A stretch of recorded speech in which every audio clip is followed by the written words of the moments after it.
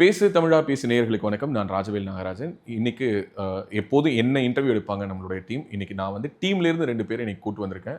அவங்க 2 பேரை நான் வந்து சில கேள்விகள்லாம் கேட்கலான்னு இருக்கேன். இந்த டிஸ்கஷன் வந்து தமிழக வெற்றி கழகம் இன்றைக்கு இருக்கக்கூடிய இளைய தலைமுறையிடம் என்ன மாதிரியான தாக்கத்தை ஏற்படுத்தியிருக்கு அப்படிங்கிறதுக்கான ஒரு சாம்பிள் டெஸ்ட். ஒரு பக்கம் நான் விஜய்க்கு தான் ஓட்டு போடுவேன்னு சொல்லக்கூடிய திவ்யதர்ஷினி வணக்கம். வணக்கம் சார். இன்னொரு பக்கம் நான் தாவேகாவுக்கு ஓட்டு போடவே மாட்டேன், அந்த ஓட்டு போடுறதுக்கு பதிலாக நான் என் விரலை கொண்டு போய் கொல்லிக்கட்டையில் வச்சு கருக்குனாலும் கருக்குவனே தவிர நான் ஓட்டு போட மாட்டேன் அப்படின்னு சொல்லக்கூடிய அக்ஷயா வணக்கம். வணக்கம்ண்ணா. ஓகே, ஸோ 2 பேரும் வந்து what's your age Akshaya, if you don't mind கேட்கலாமா? இப்போதான் பர்த்டே முடிஞ்சது, 24 ஆரம்பிச்சிருக்கு. Okay, DD? எனக்கு 23. ஓகே, ஸோ 24, 23 வயது, 2 பேருமே பட்டதாரிகள், ஊடகத்தில் வேலை பார்க்குறீங்க.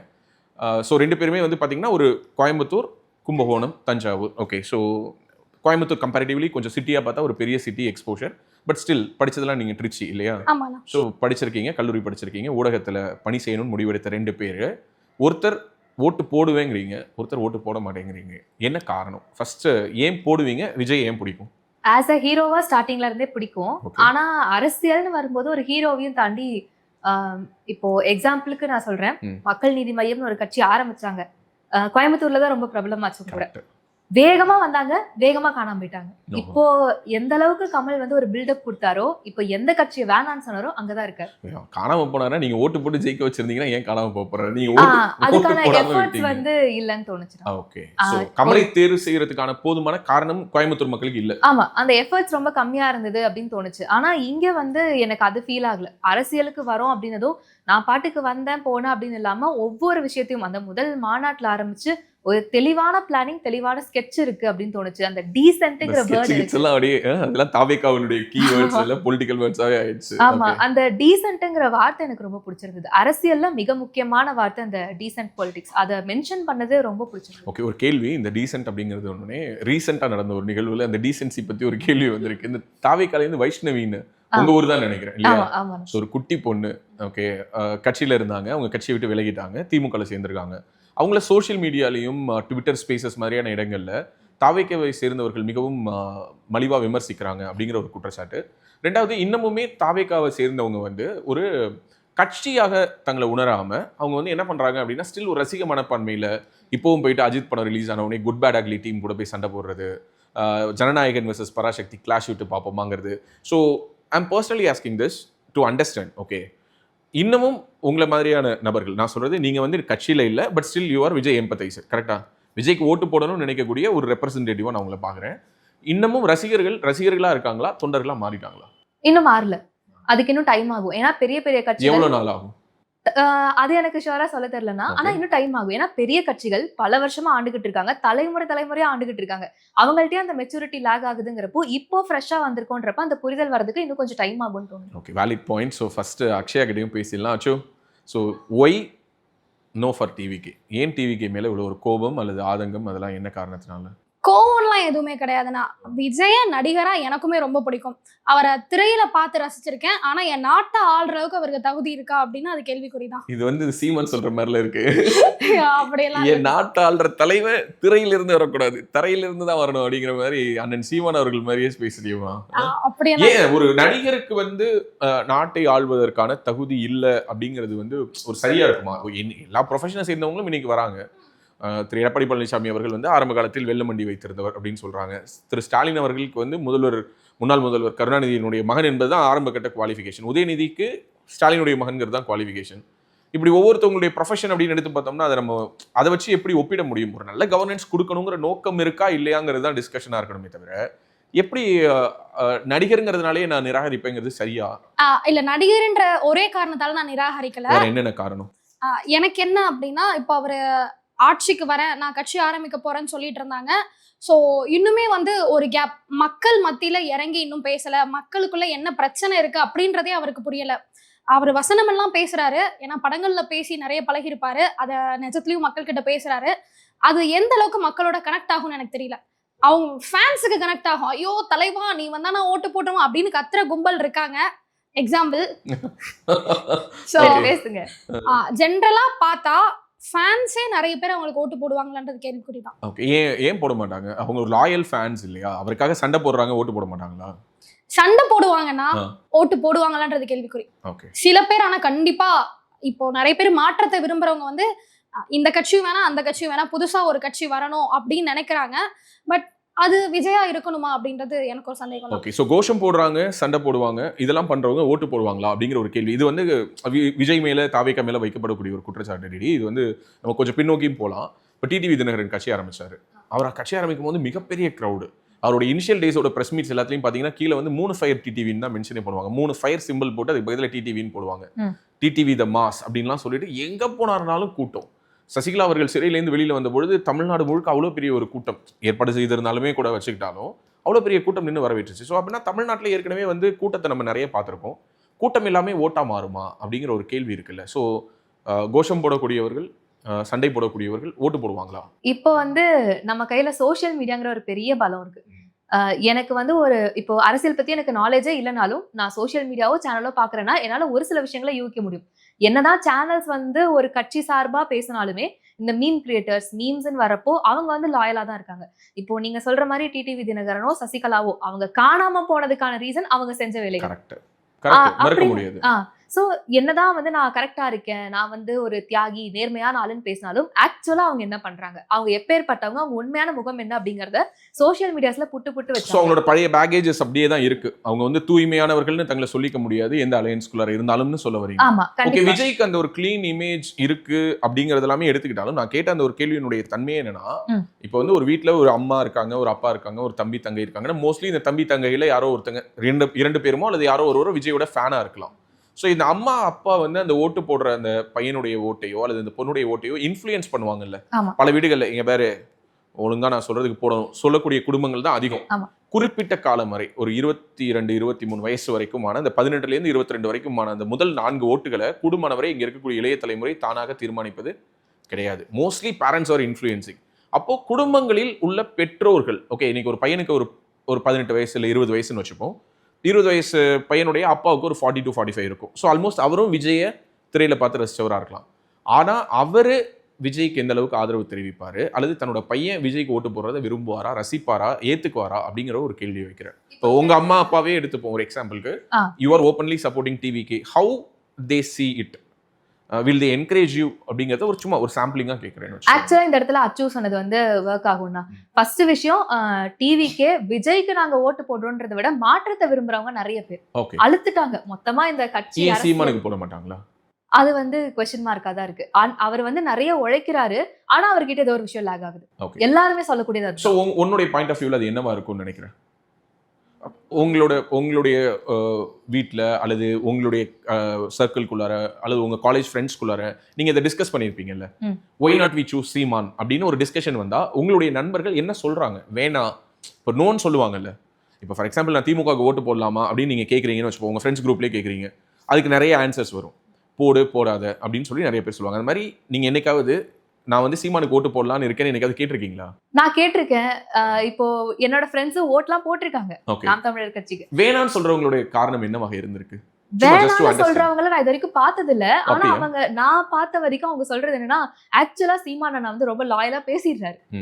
இங்க வந்து இப்போ ஏதோ ஒண்ணு பேசணுமேனு பேசி ட்ரெண்ட் ஆகி அந்த மாதிரி இல்லாம ரொம்ப லாயலா பேசுறாரு. அண்ட் ரொம்ப பெரிய ஃபேன் பேஸ் எல்லாம் இல்லாம எனக்குன்னு ஒரு கட்சி, எனக்கான ஒரு மக்கள், இந்த ஒரு இதுல போறதுனால அவருக்கு அந்த பெரிய ரீச் இல்ல அப்படிங்கறதா நிறைய பேரோட இருக்கு. ஆக்சுவலி யங்ஸ்டர்ஸ் வந்து நிறைய பேர், நான் ஆரம்ப காலத்துல, இப்போ எனக்கு தெரியல, ஆரம்ப காலத்துல வந்து நான் சீமான் அண்ணனுக்கு தான் ஓட்டு போடுவேன், நான் அண்ணனோட தம்பி அப்படின்னு பெருமையா சொல்லிட்டு இருந்தவங்களையும் நான் பார்த்தேன். அவங்க எல்லாருமே அப்பா அந்த கட்சியே வேணாண்டா அப்படின்னு விலகுனதையுமே அந்த அயற்சி இன்னைக்கு உருவாகி இருக்குங்கிறீங்களா? கிரவுண்ட்லயே அதான் இருக்கு. ஸோ உங்க ஃப்ரெண்ட் சர்க்கிள்லயே வந்து முன்னாடி சீமான் அப்படின்னு பேசின வாய்கள் எல்லாம் இன்னைக்கு ஓரளவுக்கு விஜய்னு மூவ் ஆயிட்டாங்களோ? ஏன்னா கிரவுண்டில் நம்ம சில சர்வேஸ் எல்லாம் வந்திருக்கு, சில முன்னணியான கருத்து கணிப்பு நிறுவனங்கள் நடத்துகிற சர்வேஸ் எல்லாம் பார்க்கும்பொழுது சீமானை விட 2 மடங்கு 3 மடங்கு ஆதரவு நிலைப்பாடு வந்து விஜய்க்கு இருக்குது அப்படிங்கிற மாதிரியான சில நம்பர்ஸ் எல்லாம் பார்க்குறோம். அண்ட் சில பொலிட்டிக்கல் எக்ஸ்பர்ட்ஸ் ஓப்பனாகவே என்ன சொல்கிறாங்கன்னா, நாம் தமிழர் கட்சியினுடைய வாக்குகளை விஜய் அப்படியே மொத்தமாக எடுத்துட போகிறாரு. விஜய் வந்து அந்த நாம் தமிழர் கட்சி வாக்குகளை மொத்தமாக எடுக்கிறது மூலமாக நாம் தமிழர் கட்சிங்கிற ஒரு கட்சிக்கான ஸ்பேஸே இல்லாமல் போய்டும்லாம் பேசுகிறாங்க. ஸோ அது கிரவுண்ட்லேயும் உங்கள் ஃப்ரெண்ட் சர்க்கிளில் நீங்கள் பேசும்போது அப்படி தான் இருக்கா? இல்ல அந்த அளவுக்கு கம்ப்ளீட்டா போகுமான்றது சந்தேகம் தான். ஏன்னா லாயலா சீமானவர்களுக்கு அவருடைய பேச்சுக்காகவே ஓட்டு உண்மையா என்னெல்லாம் தெரியாது. அவர் நல்ல எழுச்சி மிக பேசுறாரு. அவர் இப்ப தூக்கம் வரும்போது அவர் பேச்சு கேட்டோம்னா நமக்குள்ளே என்னடா இது நாட்டுக்காக இவ்வளவு பேசுறாரே, தூக்கமே போயிடும். நமக்குள்ள ஒரு சிந்தனை ஏற்படுத்துறதுக்கு தான் அவருடைய பேச்சு இருக்கும். அதை கேட்டு ஓட்டு போடுறவங்க கண்டிப்பா போடுவாங்க. என்னைக்காவது உனக்கு தோணி இருக்கா? ஃபார் எக்ஸாம்பிள் நம்ம வந்து ஆரம்ப காலத்துல தோணி இருக்கணும். சோ நீங்க ஓட்டு போட்டுருக்கீங்களா? இல்ல, போட்டதில்ல. நாம் தமிழருக்கு போட்டதில்ல. ஆனா அந்த ஒரு எண்ணம் வந்துச்சு. கண்டிப்பா. வந்த எண்ணத்தை என்ன மாத்துனுச்சு? எனக்கு ஓட்டு போடுற, நான் வரைக்கும் ஒரு ஓட்டு கூட போட்டதில்ல. ஓட்டு போட்டதில்ல. அதனால எனக்கு அந்த வாய்ப்பு கிடைக்கல. ஓகே, உங்களுக்கு ஏதாவது தோணி இருக்கா? நான் ஓட்டு போட்டிருக்கேன். ஆனா நாம் தமிழருக்கு போட்டதில்ல. அது என்ன மைண்ட் செட் ஆயிடும்னா, எப்படியும் அவங்க ஜெயிக்க போறது இல்ல, ரொம்ப கம்மியான ஓட்ல ஜெயிக்க போறாங்க, சோ எதுக்கு அத போட்டுட்டு. ஓகே, இந்த இடத்துல இருந்து இந்த கான்வர்சேஷன் அப்படியே டிவி கேட்க நம்ம நகர்த்தலாம். சோ நான் ஓட்டு போடுற கட்சி ஜெயிக்கிற கட்சியா இருக்கணும்னு நிறைய பேர் நினைக்கிறாங்க. ஒரு 70% மக்களுடைய எண்ண ஓட்டம் என்னவா இருக்குன்னா, அவங்க வந்து ஒரு விஷயத்த பாக்குறாங்க, அல்லது கிராஸ் பண்றாங்க, நம்புறாங்க, கேட்கறாங்க, இந்த கட்சி தான் ஜெயிக்க போகுதுன்னு அவங்க எந்த கட்சியை நம்புறாங்களோ அதுக்கு போய் ஓட்டு போடுறாங்க. ஸோ அந்த இடத்துல தான் இந்த மாதிரியான ஊடகங்கள் நடத்தக்கூடிய கருத்து கணிப்புகளுக்கு வெயிட்டேஜ் வருது. இந்த மாதிரி ஊடகங்களை வந்து கருத்து கணிப்புகள் இப்படி நடத்துங்கன்னு சொல்லி இன்ஃப்ளூயன்ஸ் பண்ணுறாங்க. ஏன்னா இவங்க சொல்லக்கூடிய கருத்து கணிப்பின் மூலமாக அதை பார்க்கக்கூடிய யாரோ ஒருத்தருக்கு என்ன இம்ப்ரெஷன் வரலாம்னா, ஓ இவங்க தான் ஜெயிக்க போகிறாங்க போல இருக்கு, இவங்களுக்கே நம்ம ஓட்டு போடக்கூடாது. ஸோ அப்போ நம்ம ஜெயிக்கிற கட்சிக்கு ஓட்டு போட்டால் தானே நம்ம ஓட்டு வந்து செல்ற ஓட்டு ஆகும். சரி, அவங்க என்ன பிலீவ் பண்ணுறாங்கன்னா, தோக்குற கட்சிக்கு போடுற ஓட்டு என்ன ஓட்டுங்கிறாங்க, செல்லாத ஓட்டு, வேஸ்ட்டாக போயிடுது, என் ஓட்டு எதுங்க வேஸ்ட்டாக போகணும், அதனால தாங்க நான் ஜெயிக்கிற கட்சிக்கு போடுறேன்னு. இதையே சீமான் வந்து வேற மாதிரி இன்டர்பிரேட் பண்ணி சொல்லியிருப்பாரு. என்ன சொல்லியிருப்பாருன்னா, டேய் நீ ஜெயிக்கிற கட்சிக்கு ஓட்டு போடல, நீ ஓட்டு போடுறதுனால தாண்டா அந்த கட்சி ஜெயிக்குது, கொஞ்சம் மாற்றி எனக்கு போடுறா அப்படின்னு அவரும் பல தடவை கேட்டு பார்த்துட்டாரு. ஸோ அப்போ விஜய்க்கும் இதே ஃபேக்டரை மக்கள் பொருத்தி பார்க்க மாட்டாங்களா? திமுக இந்த பக்கம் ஒரு அலையன்ஸு, அதிமுக பாஜக ஒரு அலையன்ஸு, இவங்களுக்கு இடையில விஜய் வந்து ஒரு 3வது அணியா இருக்காரு, 4வது அணியா சீமான் இருக்காரு, 4 முனை போட்டி இன்னைக்கு களத்தில் இருக்குதுன்னு வச்சுப்போம். அப்போ களத்தில் இருக்கக்கூடிய மக்கள், நான் சொன்ன மாதிரி அந்த 70% மக்கள் என்ன யோசிப்பாங்க, ஜெயிக்கிற கட்சிக்கு நான் ஓட்டு போடணும். அப்போ விஜய் என்பவர் அங்க எப்படி ஒரு ஆப்ஷனா வருவாருன்னு நீங்க நினைக்கிறீங்க? மக்கள் வந்து விஜய் ஜெயிச்சு ஆட்சியை பிடிச்சிருவாருங்கிற அளவுக்கு நம்புறாங்களான்னு கேக்குறேன். சில பேர் நம்புறாங்க, இவ்வளவு மாதிரி ஆர்வ கோளாறுங்க கண்டிப்பா. சோ இவங்கலாம் தனிநபர் தாக்குதல்ல வந்து களத்துல பதில் சொல்லிக்கிறேன். ஆக்சுவலி என்னன்னா, இப்போ விஜய் அவர்களுக்கு ஓட்டு போடுறேன்னு துடிக்கிறவங்களே என்னன்னா, இப்பதான் ஸ்கூல் சேர்ந்திருக்காங்க, ஸ்கூல் படிச்சிட்டு இருக்காங்க, ஓட்டர் ஐடி கூட அவங்கள்ட்ட எல்லாம் இருக்காது, ஆனா நான் விஜய்க்கு தான்ப்பா ஓட்டு போடுவேன் அப்படின்னு இருக்காங்க. வைஷ்ணவி கூட பக்கத்துல சுத்தி நின்னாங்களே அவங்க மாதிரி. எக்ஸாக்ட்லி, அவங்க எல்லாம் இப்ப டிஎம்கேல தான் சேர்ந்திருக்காங்க. ஓகே, திமுகவுக்கு தான் போய் இழப்புங்கறீங்களா? ஆமா. ஓகே, சோ அந்த மாதிரி இருக்கவங்க எல்லாம் அரசியல் எங்க இருந்து கத்துக்கிறாங்கன்னா, இவ சொன்ன மாதிரியே தான் சோஷியல் மீடியால மீம்ஸ், ட்ரால்ஸ். முக்காவாசி மீம் பண்றவங்க யாரு? நான் இப்ப 100 ரூபாய் எக்ஸ்ட்ரா கொடுத்தனா என் கட்சிக்கு சப்போர்ட்டா பேசுவாங்க, 100 ரூபாய் இன்னும் சேர்த்து கொடுத்தனா ஆப்போசிட் கட்சி அடிப்பாங்க. அவ்வளவுதான்.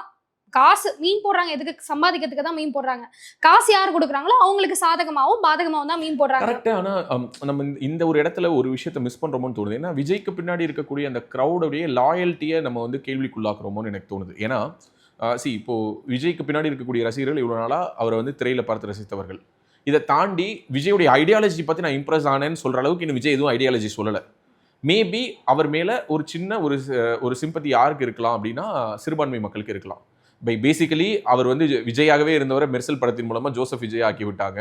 ஸோ அதன் மூலமாக அவர் கிறிஸ்டியன் அப்படிங்கிறது ரொம்ப வெளிப்படையாக தெரிஞ்சதுனால இந்த ஒரு 7-8 இயர்ஸ்க்குள்ளார ஒரு சின்ன ஷிஃப்ட் டுவர்ட்ஸ் கிறிஸ்டியன் இருக்கலாம். என்னன்னா ஒரு கிறிஸ்தவர் முதல்வராவதற்கான சாத்தியம் இருக்குன்னு நினைக்கலாம். 1. அண்ட் நம்பர் 2, சமீபத்தில் வக்ஃப் சட்டத்துக்கு எதிராகலாம் வழக்கெல்லாம் போட்டாங்க. அதனுடைய ஒரு கான்சிக்வன்ஸாக, அதனுடைய தொடர்ச்சியாக கூடுதலாக பாஜக எதிர்நிலையில் தான் அவர் இன்னைக்கு வரைக்கும் இருக்காரு. கட்சி ஆரம்பிக்கும் போதே கொள்கை எதிரி வந்து எனக்கு பாஜக, அரசியல் எதிரி திமுகன்னு சொன்னதுனால இந்த ஃபேக்டர்ஸின் அடிப்படையில் முஸ்லீம்ஸ் வந்து அவர் கூட ஒன்று சேரலாம். ஆனால் இதை தாண்டி ஒரு கொள்கை, ஒரு சித்தாந்தம், தமிழக அரசியலை மாற்றுவதற்கான ஒரு formula, this is my plan, action plan, இத்தனை ஆண்டுகளாக தமிழ்நாடு இப்படிலாம் சீரழிச்சு போயிடுச்சு, இதை நான் இப்படி மாற்ற போகிறேன், இதை வந்து இத்தனை $1 trillion எக்கானமியை கொண்டுட்டு போக போகிறேன், இப்படியான ஆக்கப்பூர்வமான விஷயங்கள் இன்னும் விஜயிடமிருந்து வரல. டு பி ஃப்ராங்க், இதை நான் ஒரு ஹானஸ்டான ஒரு விமர்சனமாகவே வைக்கிறேன். ஏன்னா இது வரைக்கும் வந்தது எல்லாமே அறிக்கைகள். ஒரு மேடையில் அவர் பேசின அந்த முதல் பேச்சில் கூட பார்த்தீங்கன்னா, கொள்கை தலைவர்கள்னு சொல்லி 5 பேரை சொன்னதிலே சில முரண்பாடுகள் இருந்தது. பட் அதுக்கு அவர் அங்கேயே ஒரு எக்ஸ்பிளனேஷன் கொடுத்தாரு. அதாவது கடவுள் மறுப்பை தவிர்த்து விட்டு நாங்கள் பெரியாரை ஏற்றுக்கிறோம் அப்படின்னு சொன்னார். மீதி இருக்கக்கூடிய எல்லா தலைவர்களையும் தலைவர்களாகவும் பார்க்கலாம், அவங்க ஒவ்வொருத்தவங்களையும் ஒரு ஸ்ட்ராங்கான ஒரு கம்யூனிட்டியோட ஒரு ரெப்ரஸன்டேஷனாகவும் பார்க்கலாம். ஸோ விஜய் ஒரு பேலன்ஸ்டான ஒரு சேஃபான ஒரு பெட்டுக்குள்ளார இறங்குறாரு நம்மளால புரிஞ்சுக்க முடியுது. ஆனால் இதை தாண்டி நான் ஒரு நடுநிலையில் இருக்கேன், எனக்கு ஒரு மாற்றம் வேணும். ஆனால் சீமான் கிட்ட சொல்றதுக்கு ஒரு ஐடியாலஜின்னு ஒன்று இருந்தது. என்ன இருந்தது? நான் பனைமரம் நடுவேன், நான் விவசாயத்தை வந்து அரசு தொழிலாக்குவேன், நான் ஆடு மாடு வளர்க்கறதுக்கு வந்து நான் வந்து அதை வந்து அரசு பணியாக்குவேன், இப்படி ஏதோ ஒன்று சொல்றதுக்கு ஒரு சித்தாந்தம் இருந்தது இல்லை.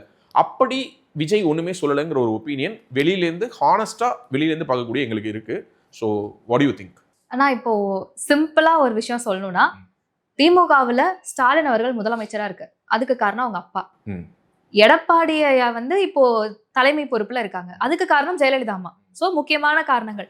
இப்போ சீமான் அண்ணா வந்து கட்சி ஆரம்பிச்சாரு. ஆனா நாம் தமிழர்ல சீமான் அண்ணா இவ்வளவு தூரம் பேசுவாருன்னு அவருக்கு இந்த டைம் எடுத்துக்கிட்டது கிட்டத்தட்ட வருஷ கணக்குல எத்தனையோ எலெக்ஷன்ல தோத்து ஸ்டில் அவர் வந்து இல்ல இன்னுமே நான் எலெக்ஷன்ல போட்டிடுவேன். ஆனா கட்சி ஆரம்பிச்ச கொஞ்ச நாள்ல நம்ம உட்காந்து டிபேட் பண்றோம்ல, அந்த மனசுல நிக்குது இல்ல.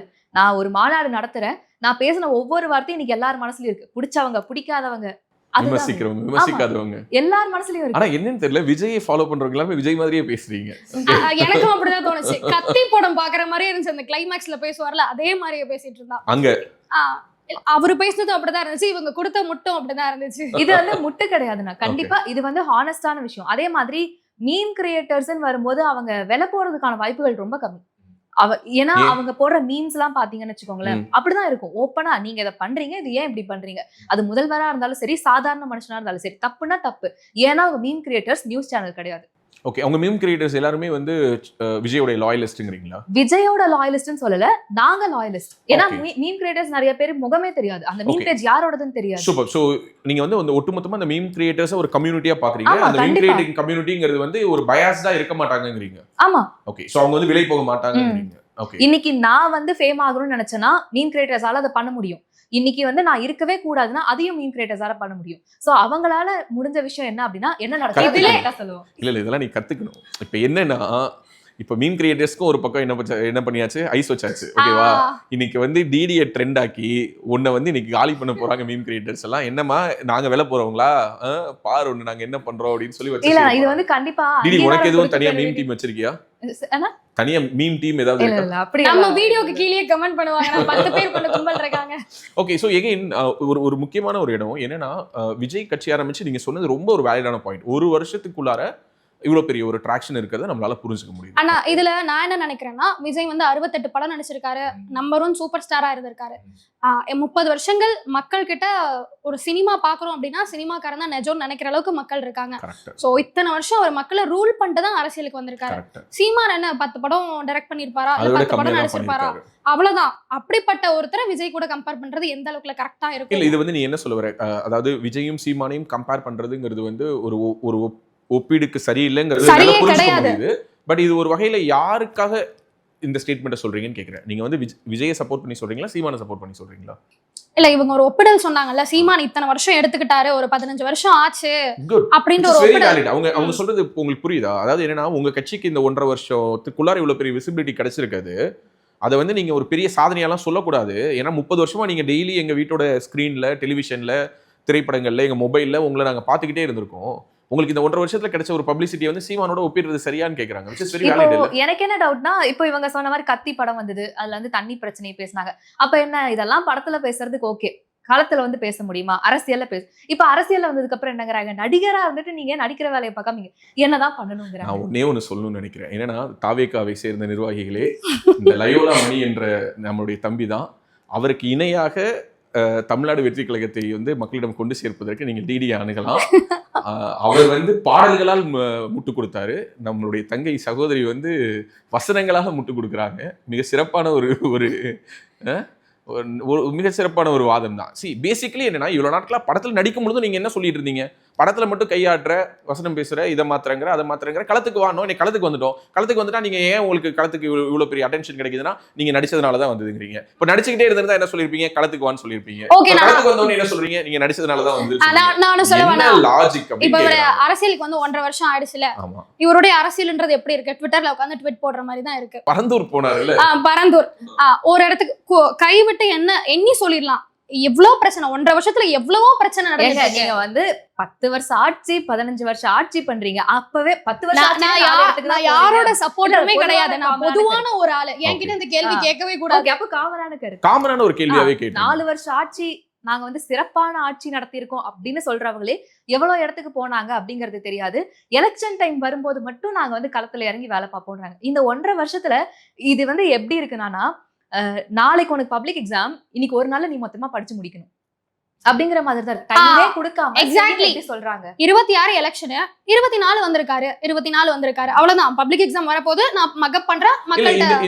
இந்த இடத்துல இன்னொரு கேள்வி வருது. என்னன்னா இப்போ விஜய் எப்போ கட்சி தொடங்கினாரு அப்படிங்கிற இந்த டிஸ்கஷன்ஸை தவிர்த்து இப்போ தமிழ் மாநில காங்கிரஸ்னு ஒரு கட்சி, ஓகே, ஸோ கண்டிப்பாக கும்பகோணம் தஞ்சாவூருங்கிறதுனால இன்னும் நல்லாவே தெரிஞ்சிருக்கும். மூப்பனார் ஐயா மறைந்த ஜி.கே. மூப்பனார் அவர்கள் தொடங்கின ஒரு கட்சி. அந்த கட்சி வந்து எலெக்ஷனுக்கு ஜஸ்ட் ஃபியூ வீக்ஸ் முன்னாடி தான் தொடங்கினாங்க. ஏன் தொடங்கினாங்கன்னா 96 வந்து காங்கிரஸோடு அலையன்ஸில் ஜெயலலிதா அவர்களோடு அந்த அதிமுக அலையன்ஸ் இருக்கக்கூடாதுன்னு சொல்லி தமிழ்நாட்டிலிருந்து அப்போதைய தமிழ்நாட்டினுடைய மாநில தலைவராக இருந்த மூப்பனார் அவர்கள் டெல்லிக்கு சொல்கிறாரு. ஆனால் டெல்லி மேலிடம் என்ன பண்ணுதுன்னா திரும்ப ஜெயலலிதா அவர்களுடைய அலையன்ஸை ஃப்ரீஸ் பண்ணுறாங்க.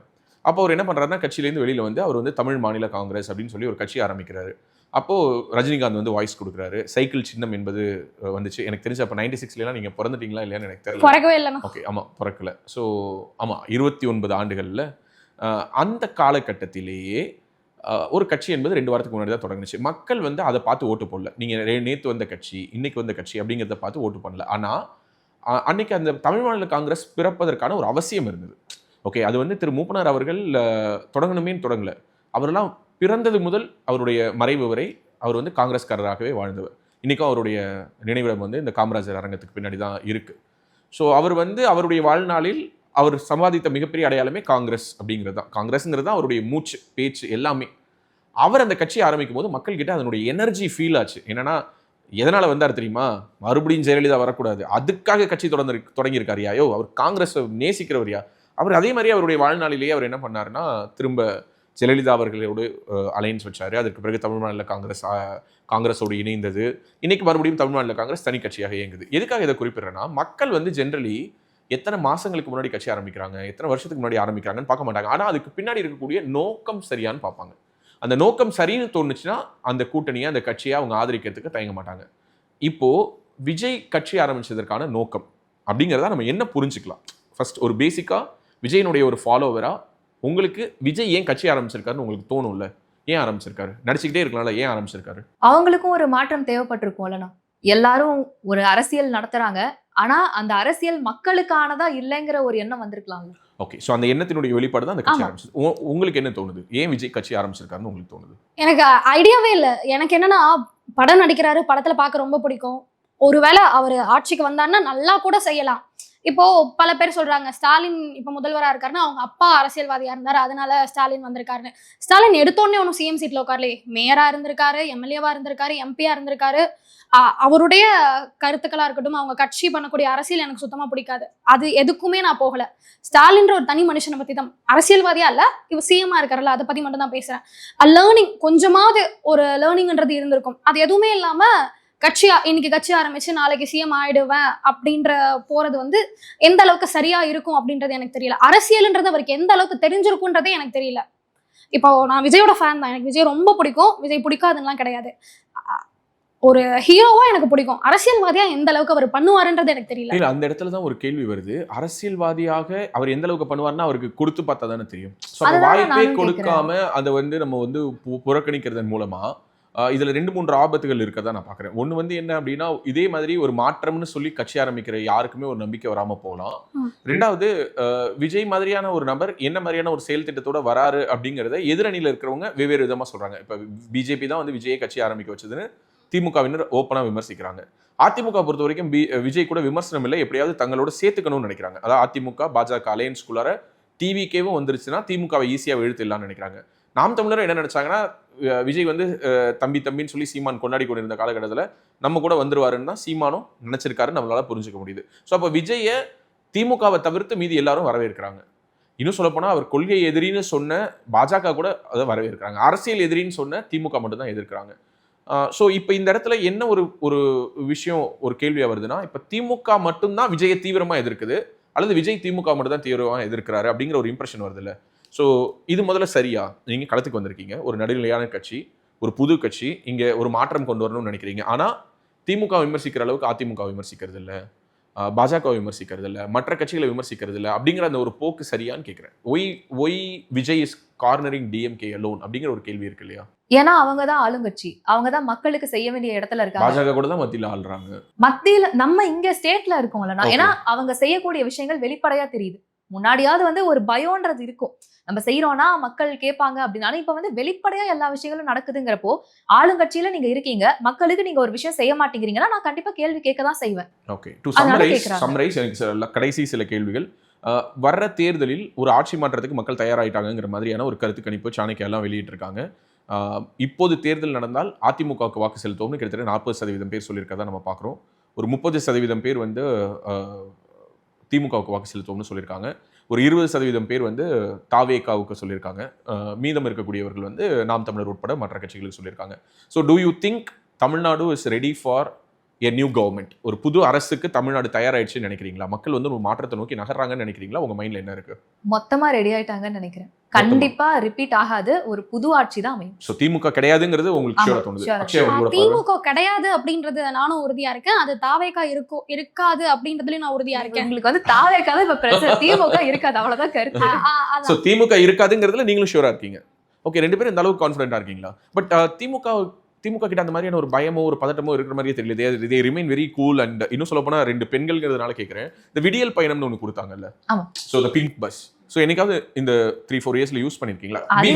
யூஸ் பண்ணிருக்கோம், அதான் 7 வாட்டி ஓசின்னு சொல்லி காமிக்கிறாங்களே, அப்புறம் எதுக்கு? ஆக்சுவலி நீங்க யூஸ் பண்ணிருக்கீங்களா? ஆக்சுவலி நான் சென்னை வந்த புதுசுல சர்வே பண்றதுக்கே ரொம்ப கஷ்டமா இருக்கும்போது நான் அதுல மட்டும் தான் போனேன். சூப்பர். சோ அப்போ நான் என்ன கேக்குறேன், ஹானஸ்டா ஒரு ஸ்கீம், இல்ல ஒரு ஸ்கீம் பத்தி ஒரே ஒரு கேள்வி கேட்டுறேன். ஒரு ஸ்கீம் கண்டினியூஸா மக்களால் விமர்சிக்கப்படுது. ஓகே, இன்னும் சொல்ல போனால் சில அரசியல் தலைவர்களே நேரடியாக விமர்சிக்கிறாங்க, உங்கள்கிட்ட நாங்கள் ஓசியில் பஸ்ஸு கேட்டோமா அப்படின்னு.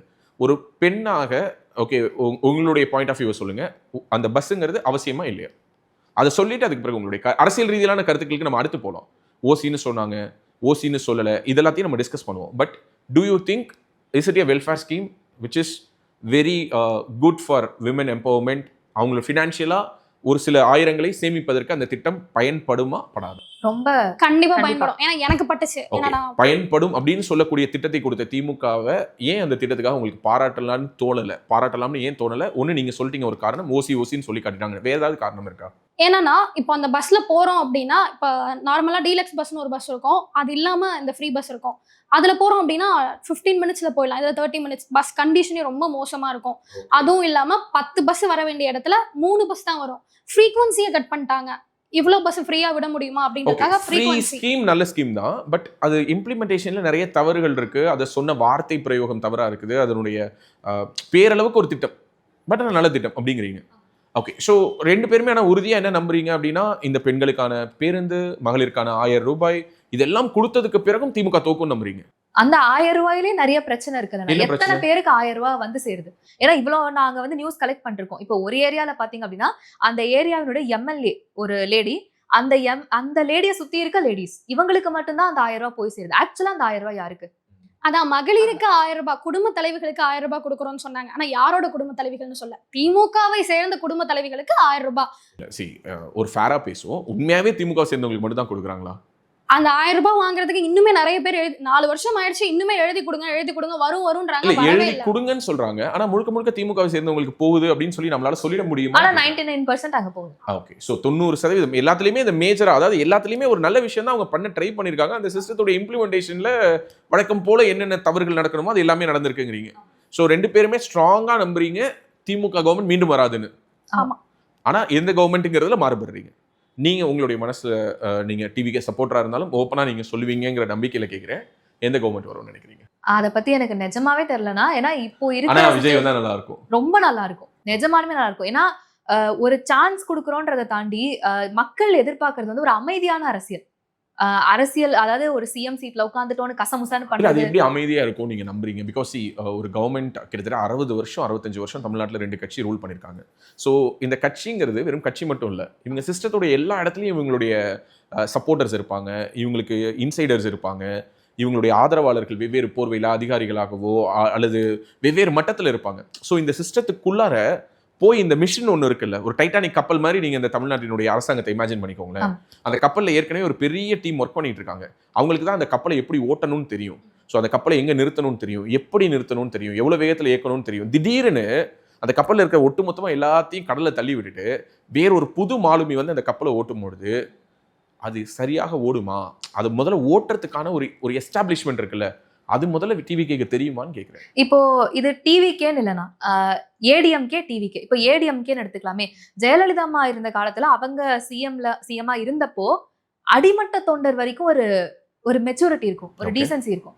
ஏடிஎம்கே அப்படின்னா அவங்க அவ்வளவுதான் இருப்பாங்க. ஆனா டிஎம்கே அப்படி கிடையாது. நீங்க வந்து இந்த சேலம், நாமக்கல் அந்த பக்கத்துல எல்லாம் பாத்தீங்கன்னா அவர் வந்து டிஎம்கேல இருக்காரான்னு மேலிடத்துக்கே தெரியாது. அப்படிப்பட்ட ஒரு தொண்டர் அவ்வளவு அராஜகம் பண்ணுவார். ஏன்னா நான் டிஎம்கே ஆளு, நீ எனக்கு காசு கொடு, அது பண்ணி இது பண்ணு. சோ அது வந்து ரொம்ப மோசமான ஒரு பேரை கூட கொடுத்துச்சு. சோ டிஎம்கேனாலே ஒரு அவர்ஷன் இருக்கு. சரி, எனக்கு அது அண்டர்ஸ்டாண்ட் பண்ண முடியுது. பட் do you think இந்த சிஸ்டத்தை டிவிகேவால ரன் பண்ணிட முடியுமா? இந்த மிஷனரியை ஓட்டிடுவாங்களான்னு கேக்குறேன். ஏன்னா நிறைய யங்ஸ்டர்ஸ் இருக்காங்க. அது ஒரு பெரிய இல்ல, அது ஒரு பலமா பலவீனமான்னு கேக்குறேன். அவங்களுக்கு அனுபவம் இருக்கணும்ல. கண்டிப்பா பலம். இப்ப விஜய் நிக்கிறாரு ஒரு தொகுதியில, கோயம்புத்தூர்ல விஜய் நிக்கிறாரு. விஜயை பத்தி எல்லாருக்கும் தெரியும். தமிழ்நாடு முழுக்க 234 தொகுதியிலும் நிற்க வைக்கிறதுக்கு ஒரு சாலிடான ஃபேஸ் வேணும்ல. சோ அப்போ அந்த ஒரு பெரிய ஒரு மினிஸ்டரை எதிர்த்து யாரோ ஒரு லோக்கல்ல இருக்கக்கூடிய ஒரு விஜயினுடைய ஒரு ஆதரவாளர் யாரோ ஒருத்தர் நிக்க போறாரு. அப்போ அந்த ஒரு மினிஸ்டருக்கு இணையான ஒரு பிரச்சாரத்தை இவர் எப்படி புல் பண்ணுவார்? 234 தொகுதியிலையும் டெய்லி போயிட்டு விஜய் நிக்க முடியாது. அப்படி நிக்கணும்னா 234 நாள் வேணும் கேம்பெயினுக்கு. சோ ஒவ்வொரு தொகுதியிலையும் விஜயினுடைய பிரச்சாரம்ங்கிறது எவ்வளவு நேரம் இருக்கலாம்னா ஒரு 30 மினிட்ஸ் பேசுவார். எல்லாரும் மாதிரி மைக்ல வெஹிக்கிள்ல வரப்போறாரு, மேல வரப்போறாரு, பேச போறாரு, போறாரு. அந்த 30 நிமிடத்தில் அந்த தொகுதியில் வெற்றி தோல்வியை தீர்மானிக்கக்கூடிய அளவுக்கு தாவேகாவை கொண்டு சேர்ப்பதற்கான ஒரு வாய்ப்பு விஜய்க்கு இருக்கான்னு கேட்கிறேன். பிகாஸ் நான் வந்து கேம்பெயின்ஸ்ல ஆன் கிரவுண்ட்ல ஒர்க் பண்ணியிருக்கேன். இப்போ சீமான் அவர்களுக்கு கேம்பெயின் டூர் போடும்பொழுது சீமான் அவர்கள் பல தொகுதிகளில் ஒரு பாயிண்ட்ல பேசிட்டு போவார். அந்த ஒரு தொகுதியோடைய ஒரு மூளையா இருக்கும். அங்க சீமான் வந்துட்டு போனது அந்த தொகுதியினுடைய கடைக்கோடியில் இருக்கிறவனுக்கு தெரியாமலே போயிடும். ஸோ அப்படி இருக்கும் பொழுது how far it is possible for Vijay to establish his candidates, அவருடைய அந்த வேட்பாளர்களை எப்படி அவரால் மக்களிடம் அவ்வளவு இலகுவாக கொண்டு போய் சேர்த்துட முடியும்? இப்போ நீங்களே நிற்கிறீங்க, ஒரு உதாரணத்துக்கு நீங்க வந்து சிங்கநல்லூர் தொகுதியில நிற்கிறீங்க. இப்போ சிங்கநல்லூர் வேட்பாளர் டிடி அப்படின்னு சொல்லுங்க. அப்போ உங்களை எப்படி மக்கள் கிட்ட கொண்டுட்டு போய் சேர்ப்பாங்க? விஜயனுடைய கட்சியை சேர்ந்தவங்க தட்ஸ் ஃபைன், உங்க கூட பிரச்சாரத்துக்கு கட்சி நிர்வாகிகள் வருவாங்க, ரசிகர் மன்றத்தை சேர்ந்தவங்க வருவாங்க, எல்லாரும் வருவாங்க. But do you think you can fight against a strong politician like இப்போ சிங்கே ராமச்சந்திரன் மாதிரியோ அல்லது அங்கு வேற யாரோ இப்போ செந்தில் பாலாஜி மாதிரி ஒருத்தர் எதிர்த்து உங்களை நிக்க வைக்கிறாங்க. ஒரு பக்கம் செந்தில் பாலாஜி, ஒரு பக்கம் டிடி. எப்படி இருக்கும் அந்த போட்டின்னு கேக்குறேன். ஏன் ஜெயிக்க முடியாதுன்னு நினைக்கிறீங்களா? நான் வந்து மக்களை கேட்கிறேன். ஏன்னா இப்போ வந்து அரசியல் ராஜதந்திர அரசன்னு வந்து கருணாநிதி அவர்களை சொல்லுவாங்க. அரசியல் அவரை மாதிரி ஒரு பிளானிங் பண்ணக்கூடியவங்க யாருமே கிடையாது. அவங்களையே தோக்கடிச்சு சிஎம் சீட்ல ஜெயலலிதா அம்மா உட்கார்ந்தாங்க. கடைசி வரைக்கும் அவரால் ஜெயலலிதா அப்படிங்கறத நீங்க மறந்துடுறீங்க. அவங்க வந்து ஒரு பிராண்ட், அது வந்து நான் தப்பே சொல்ல மாட்டேன். அம்மாங்கிறது ஒரு பிராண்ட். ஏன்னா ஜெயலலிதா அம்மா அரசியலுக்கு வர்றதுக்கு முன்னாடில இருந்தே கலைஞர் வந்து அரசியல் அவ்வளவு தூரம் பார்த்தாரு. அவங்க இல்லைன்ற சிச்சுவேஷனால மட்டும்தான் இவ்வளவு குழப்பமே தவிர ஒருவேளை ஜெயலலிதா அம்மா இருந்திருந்தா மாற்றம் வரதுக்கான வாய்ப்புகளே கிடையாது. இன்னொரு விஷயம் சொல்றேன், ஜெயலலிதா அவர்கள் உயிரோடு இருந்ததால் பேச தமிழா பேசுங்கிற சேனல் தொடங்குறதுக்கே வேலை இருந்திருக்காது. பட் எனிவே அச்சு, ஸோ ஃபைனலி நம்ம இந்த வீடியோ க்ளோஸ் பண்ணலாம்னு நினைக்கிறேன். ஸோ ரொம்ப தெளிவாக சொல்றாங்க. ஆனால் நீங்க என்ன வேணாலும் சொல்லுங்க, விஜய் தான் பிராண்டு. ஸோ நான் இங்கே விஜய் பேரை சொல்லி தான் நாங்கள் அரசியலை முன்னெடுக்க போறோம். ஏற்கனவே நிறைய கதைகள் இல்லையா, நிறைய உதாரணங்கள் இல்லையா, மிகப்பெரிய அரசியல் ஜாம்பவான்களை வீழ்த்திய வரலாறு இல்லையான்னு கேட்குறாங்க. So what you think? Vijay தான் பிராண்டு, விஜய் மட்டும் தான் பிராண்டு. விஜய் நிக்கிற தொகுதியில விஜய் ஜெயிப்பார், அவ்வளவுதான். ஸோ 234 தொகுதியில ஒரு தொகுதி தான் தாவேகா ஜெயிக்குங்கிற? இல்ல, விஜய் நிக்கிற தொகுதியில கன்ஃபார்மா ஜெயிச்சிருவாங்க. மித்ததுல அங்க அவங்க பண்ற பிரச்சாரத்தை பொறுத்து, அவங்க மக்கள் கிட்ட செய்யற நல்லதை பொறுத்து வாய்ப்பு இருக்கு. ஓகே, ஸோ அவங்க சொல்லிட்டாங்க ரொம்ப தெளிவா, திமுக வராது, தாவேகா வந்தா சந்தோஷம்னு. ஸோ உங்களோட ப்ரிஃபரன்ஸ் ஆர்டர் எப்படி இருக்குன்னு தெரிஞ்சுக்கலாம். திமுக வராதுன்னு சொல்றீங்க, நீங்க யாருக்கு ஓட்டு போடுவீங்க நான் கேட்க போறது இல்லை. ஆனா யார் வெல்வதற்கான ஒரு வாய்ப்பு இருக்குன்னு உங்களுடைய உள் மனசு சொல்லும். ஏன்னா உங்க உள் மனசு இப்ப என்ன சொல்லுதுன்னா திமுக தோத்துருன்னு சொல்லுது. உள் மனசுங்கிறத தாண்டி நீங்க பார்ப்பது, கேட்பது, படிப்பது, நீங்க நியூஸை டெய்லி வாட்ச் பண்றீங்க, ஒரு மீடியால ஒர்க் பண்றீங்க. ஸோ அதன் அடிப்படையில் கேட்கிறேன், திமுக வரலைன்னா யார் வருவாங்க? ஏடிஎம்கே வரதுக்கு வாய்ப்பு இருக்குண்ணா. ஸோ ஏடிஎம்கேக்கு ஒன்று, டிவிகேக்கு ஒன்று. ஆனா எங்க ரெண்டு பேரோட பொதுவான கருத்து மாற்றம் நிகழும். ஓகே, ஸோ மாற்றம் என்பது உறுதி. அது அதிமுகவா தாவேகாவா அல்லது அதிமுக அலையன்ஸ்ல தாவேகா இருந்து நிகழப்போதா, இது எல்லாத்தையுமே நம்ம பொறுத்திருந்து பார்க்கலாம். But anyway I am happy. என்னன்னா தமிழ்நாட்டில் குறிப்பாக சொல்லணும்னா சென்னையிலேருந்து ஆப்ரேட் ஆகக்கூடிய நிறைய டிஜிட்டல் மீடியா ஹவுசஸில் மோஸ்ட்லி இந்த மாதிரி ஒரு அங்கே வேலை பார்க்கக்கூடிய அந்த மகளிரோடு ஒரு அரசியல் உரையாடலே ரொம்ப ஓப்பனாக யாரும் நிகழ்த்துறதில்லை. குடும்பம் வரை ஒரு கேள்வி கேட்பாங்க. நம்மளுடைய விவாதத்திலே பல நேரங்களில் வந்து கீழே கமெண்ட்லாம் போட்டிருப்பாங்க, அக்ஷயாவுக்கு கீழே ஒரு இலையை போடுங்க, அக்ஷயா சும்மாவே உட்காந்துருக்காங்க, சாப்பிட்டுட்டு இருக்கட்டும், டிடியை கூப்பிட்டு சும்மா உட்கார வச்சிருக்கணும். பட் ரெண்டு பேருமே ரெண்டு ஹானஸ்டான ஒப்பீனியன்ஸை, உங்களுடைய அரசியல் புரிதலை பகிர்ந்திருக்கீங்க. ஸோ இதன் மூலமா நீங்க 2 பேரும் பிராண்ட் இல்லை, அதாவது ஃபார் எக்ஸாம்பிள் டிடி வந்து டிவிகேவை சப்போர்ட் பண்றதுனால it never mean that she is a blind follower of TVK. அதுக்குள்ளார ஒரு அனாலிசிஸ் இருக்கு. அதே தான் அக்ஷயா கிட்டேயும் இருக்கு. 2 பேருமே கண்மூடித்தனமாக யாரையும் நம்பவில்லை. உங்களுடைய அரசியலை ஆதரிப்பதற்கும் எதிர்ப்பதற்குமான ஒரு தர்க்கபூர்வமான காரணங்கள் வச்சிருக்கீங்க. இப்படிப்பட்ட 2 கண்மணிகளை வந்து நம்மளுடைய பேசு தமிழா பேசல நாங்க வச்சிருக்கோமே நினைக்கும் போது எங்களுக்கு ரொம்ப சந்தோஷமா இருக்கு. Thank you for your honest opinion and நல்ல வெளிப்படையான ஒரு அரசியல் உரையாடலை நிகழ்த்தியதற்கு நன்றி. நன்றி.